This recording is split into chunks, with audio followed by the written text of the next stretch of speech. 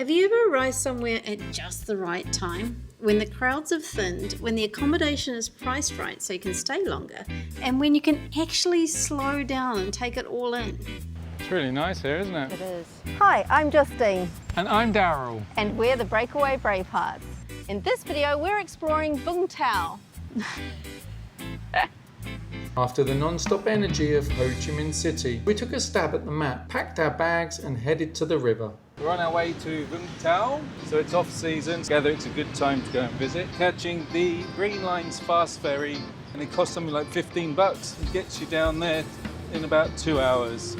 To be honest, the journey wasn't 100% smooth, but we did have a few moments out on deck where the skyline faded behind us and the open sea stretched ahead, hinting at the change of pace to come. So, we made it.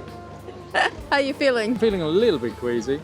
Well, there's no better cure for queasiness than fresh air and a change of scenery. Vung Tau has plenty of eco-friendly ways to explore, like electric golf carts and the VIN suite of electric taxi cab. Another form of transport to be able to get around is on one of these. So $2 an hour, you get to enjoy and have some two-wheeler fun. So there are plenty of places that you can hire them from. They've got lots of hire places along the beach. Vung Tau has a lot to offer, but it's quite scattered around. Oh, she ran, tumbled down that hill. She ran.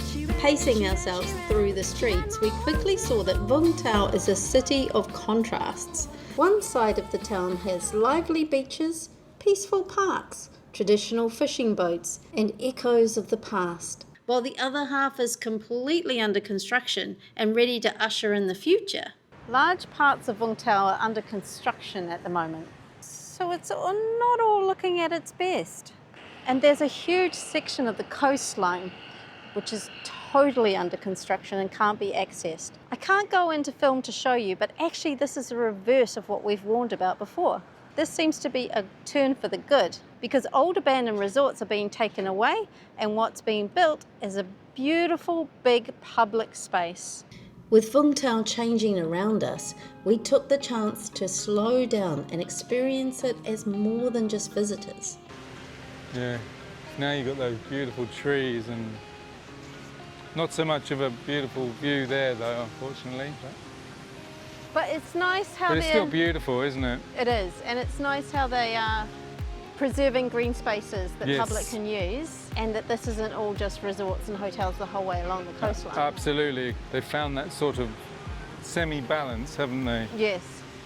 One of the best parts of slow travel is finding a rhythm, noticing the small details and seeing a place as locals do. And along the way we picked up some great tips and tricks. So what we thought might be helpful is for you to kind of get an idea of what maybe $10 to $12 can buy you.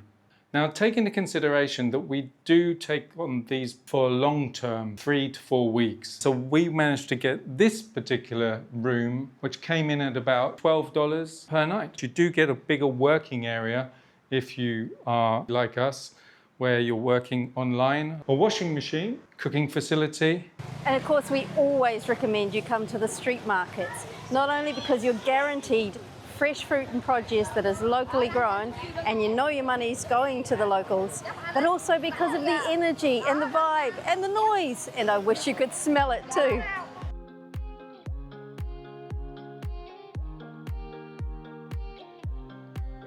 Of course, slow travel isn't just about picture-perfect moments. It's about figuring things out as you go, embracing the hiccups, and seeing a place for what it really is. The reality of any country that's still developing its infrastructure is that not everything's going to be perfect. The reality of Vietnam is that Google Maps isn't always going to give you accurate information. This is the scenic spot that Google Maps recommended. Do you see any pathways? Or is this a pathway? Stop, no, it's not, it's not the reality. No. So some of the places we can't actually access by the little electric moped, so we decided to walk it. But Google Maps has taken us to some rather random little tracks, which look a little dodgy. We also seem to be randomly walking through people's backyards. Oh no! And the reality of travelling off-season, not every day is going to be beautiful and sunny. Locals don't seem too bothered by it though.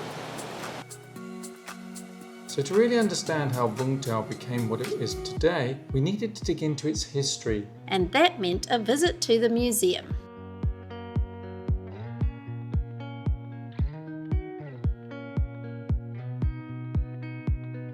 The first floor of the museum is dedicated to nature with a range of displays about forestry, agriculture and fisheries. Explanations are provided in English. This time we remembered our headphones because there is a QR code for an audio guide. This area also explains archaeological history. There were relics found in Vung Tau from 2,000 years ago. The museum's displays are incredibly lifelike and give you a real insight into how people lived during the historic times. This traditionally built house shows you all the detail of how they used nature to construct. We only used like half of the bamboo, like slices of it. It's amazing seeing the leaves as the roof. These are the Tro people. I am really not pronouncing that correctly. My apologies. We lived in the highlands. They ate white sticky rice cooked in bamboo, grilled meat, soup and fish, and homegrown vegetables, much like what we still eat today in Vietnam. They had a belief system that included a rice god. And of course, rice was a staple throughout the centuries, and very quickly was turned into a liquor. One is the rice cooker. So there's number 2, that's the steam generator. Number 3 is the alcohol vapor engine. The unique Vietnamese ingenuity has been alive for centuries. We found the process of making the rice paper particularly interesting, as we've eaten a lot of it since we've been in Vietnam. This is true. The second floor is dedicated to Vung Tau's military history, including the French invasion in 1859.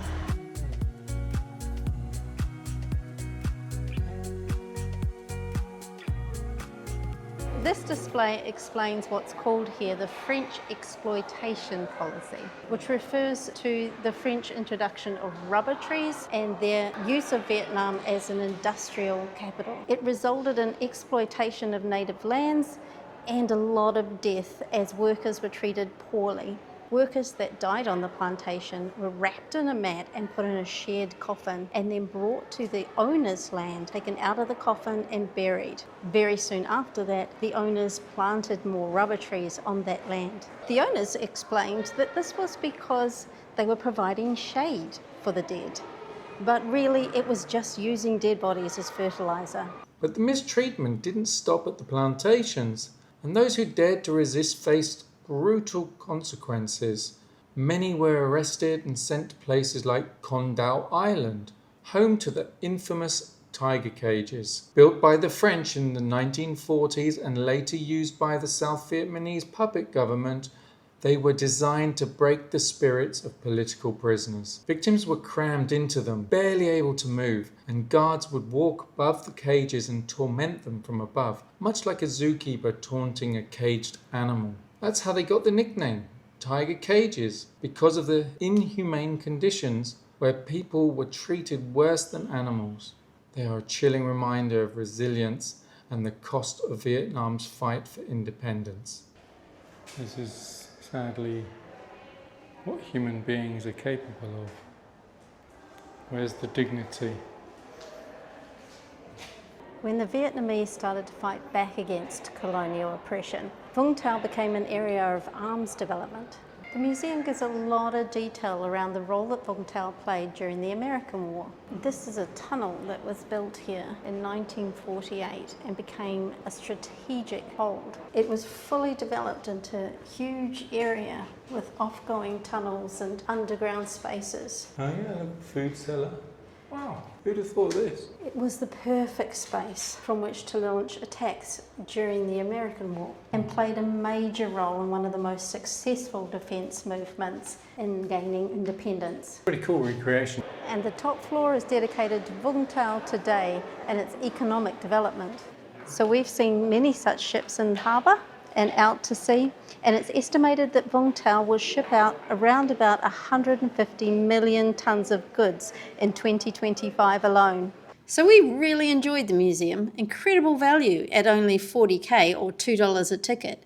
It gave a great oversight into Vung Tau and the significant role it has played in Vietnam's history and development. Beyond that, it's also a city of deep faith. You don't have to be religious to be curious about the towering Jesus Christ statue watching over the coastline. So Vung Tau is interesting in that it has two religious structures dominating its mountains. The gold Buddha on one side and Jesus Christ on the other. Be prepared to come up a lot of steps. So we've reached the 250 now. I heard there was 800, so there's still quite a few to go. 300. Plenty of rest stops along the way though. Got really quite a picturesque walk up as well, hasn't it? And while the cloud cover makes the background quite grey, I am very grateful for it because it does make it cooler, and walking up all those steps, you do need to have that freshness, that coolness. But there's something that has surprised me already about here. It's not simply just going to visit the statue of Jesus Christ. They've created lots of spaces where you can, really take in what's here. Christianity in Vietnam has a pretty fascinating history. It goes all the way back to the 16th century when the Spanish and the Portuguese first came to this land. But it really took off in the 17th century thanks to French Jesuits like Alexandre de Rhodes, who even helped introduce the Vietnamese alphabet.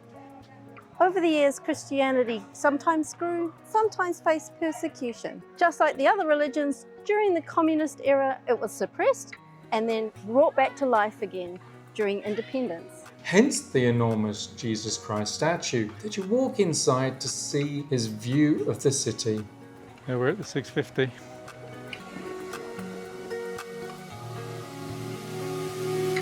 Okay, 800 steps. We made it. I'm a little bit puffed, not going to lie to you, because it is warm, even though it's a cloudy day. Luckily, we brought our water with us, because there's more steps to go.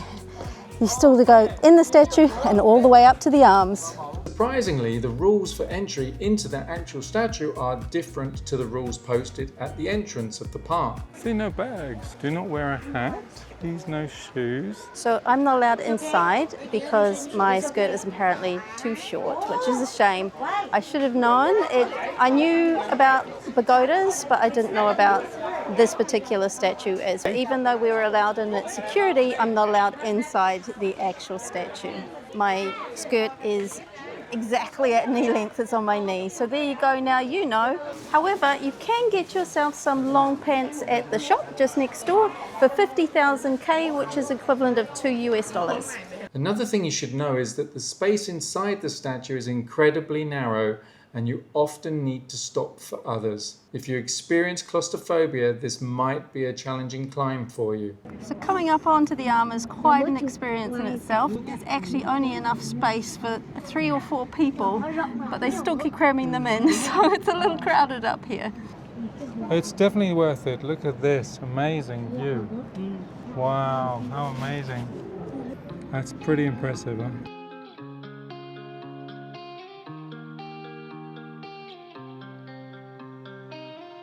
So this definitely counts as a unique experience, standing in the arms of Jesus Christ overlooking Vung Tau. Christianity may have left its mark on Vung Tau, but Buddhism had been shaping Vietnamese spiritual life for nearly 2 millennia before it arrived.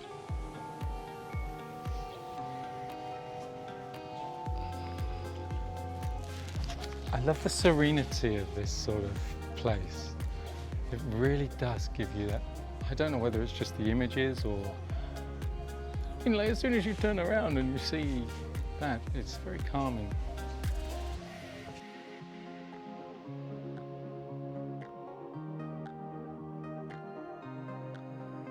So sadly a bit of a grey day in the sky today, but the view from here is still stunning. And on a sunny day, I can imagine this would just absolutely shine. No wonder the Buddha's smiling. He's got a fabulous view up there, right? Wow. I think we can walk up there and see what he sees. Yes, so this is a Zen Monastery, originally a pagoda built in 1966. It stands 80 meters high on the big mountain, and it wasn't until 1995 that it actually became what we're seeing today.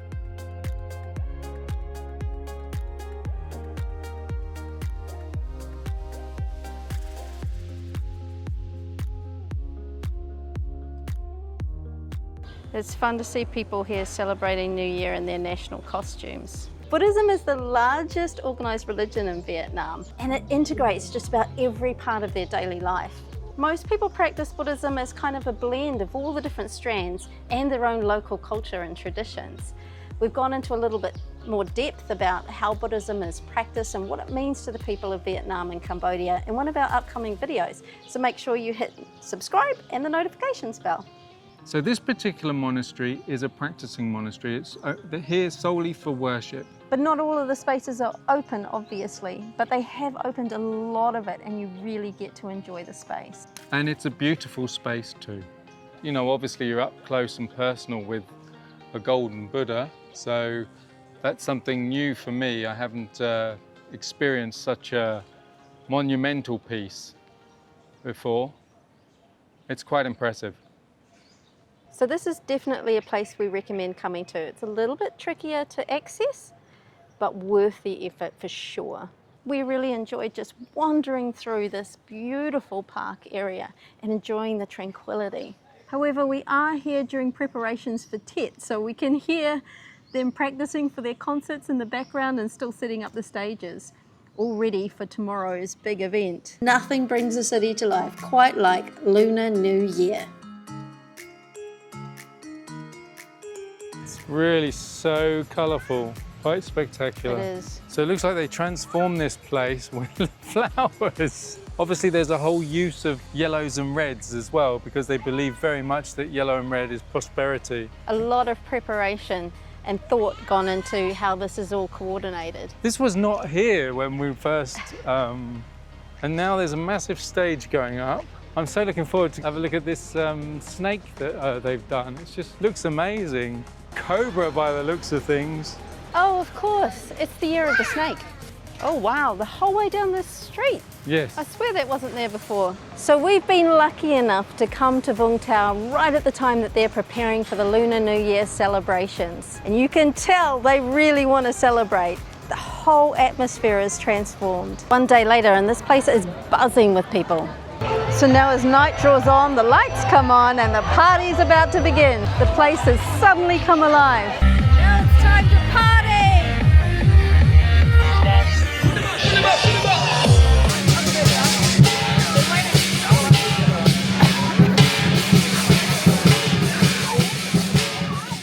Lunar New Year, or Tet, is the most important holiday in the Vietnamese calendar. It's like Christmas, New Year's and everyone's birthday all rolled into one. It's when families all come together to honour traditions and to wish a fresh start to the year. Being a farming culture, Vietnam has been celebrating the Lunar New Year for centuries, but not always like this. The heavy Chinese influence elevated it to the status that it has today. And as the night goes on, the place just gets busier and busier and the energy's getting higher and higher.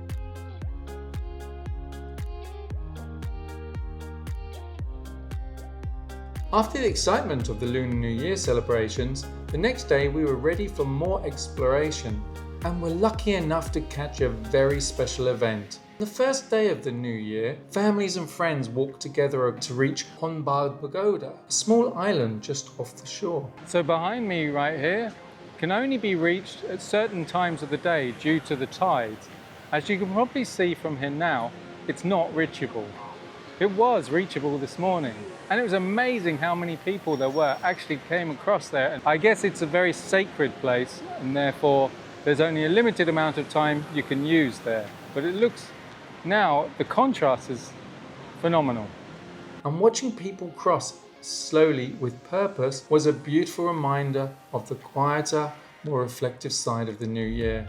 With all the energy of the new year still fresh in our minds, we made our way back to a place that has sparked many of the changes in Vung Tau, the White Palace. So because of its location close to Ho Chi Minh and also with a really great port area, Vung Tau has actually been important to all the different types of people that have lived in Vietnam, including the French and then the Americans when they were here during the war. So the White Palace is an example of French architecture that still has a lot of influence over the city.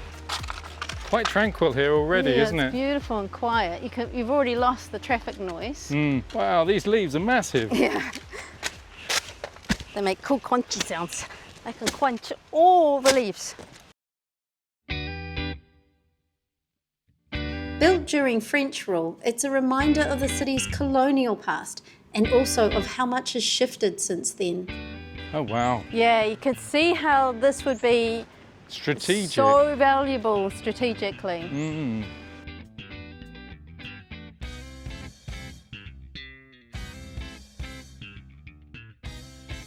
I have to admit it is pretty impressive.